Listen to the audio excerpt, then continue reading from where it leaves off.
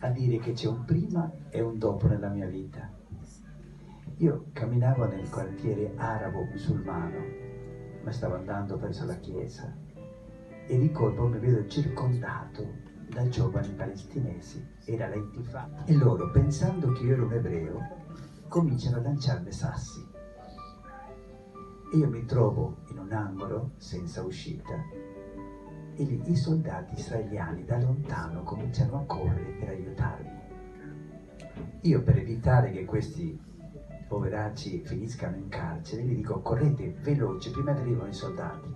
Loro incominciano a correre, uno cade, si fa male nel ginocchio, gli esce sangue e mi viene spontaneo prendere il mio fazzoletto, fare un nodo per fermare il sangue e le dico: corri che stanno arrivando. 3 notti più tardi chiamano alla porta della mia casa, vado ad aprire e un grande shock.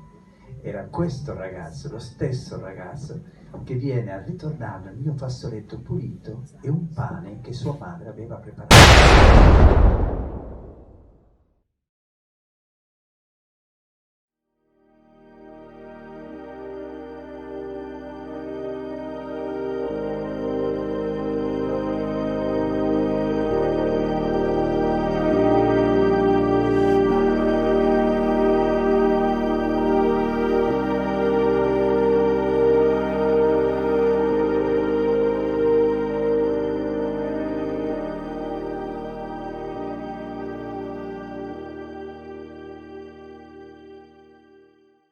Viva la libertà! Viva la libertà! Viva la libertà! Viva, viva, viva, viva, viva la libertà!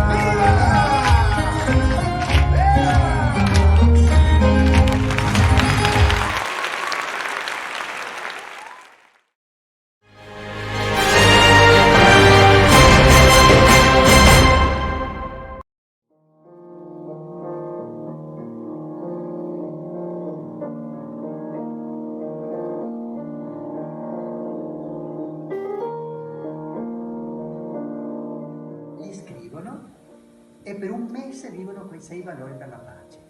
Al mese seguente un altro dado in bianco e la stessa cosa.